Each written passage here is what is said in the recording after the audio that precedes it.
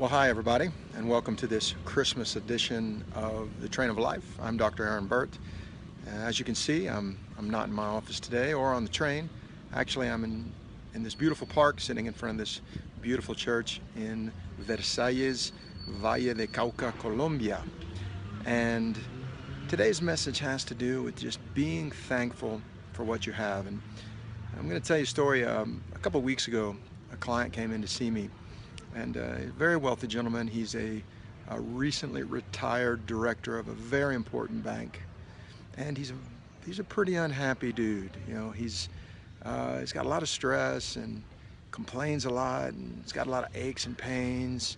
And the other day he made a comment to me. I mean, we were talking quite a while in my office, and he made a comment that, well, now he's a little bit better because he doesn't have so much stress and he can finally start to do what he's always wanted to do, which is just take care of his little garden behind his big, huge house outside of town. And, you know, he left our meeting and our reunion in my office and went out to reception and, you know, had to pay for the visit and was kind of, you know, bitching about having to pay and, you know, just not a really happy guy. And I tell you this story because this last weekend in the mountains of Colombia, I've met some really, truly amazing people. And just the other day, I met an amazing gentleman who we actually had coffee together. He was walking his mule up the hill and sat down with me, and we had a cup of coffee together. And this gentleman works a little plot of land, and he's been working in his whole life. And he's got potatoes and yuccas and some, you know, bananas, and just the happiest guy.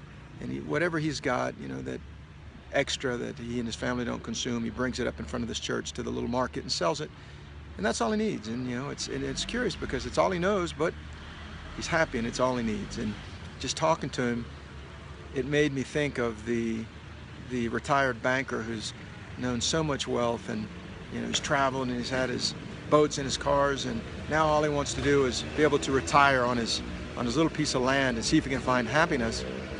And you know, this gentleman, it's the only thing he's known, and he's got it every day. So we really need to be thankful for what we have.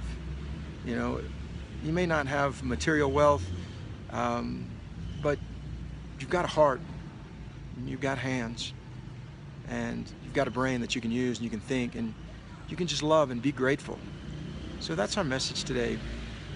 Be happy with what you have. Be grateful to have another day on this planet.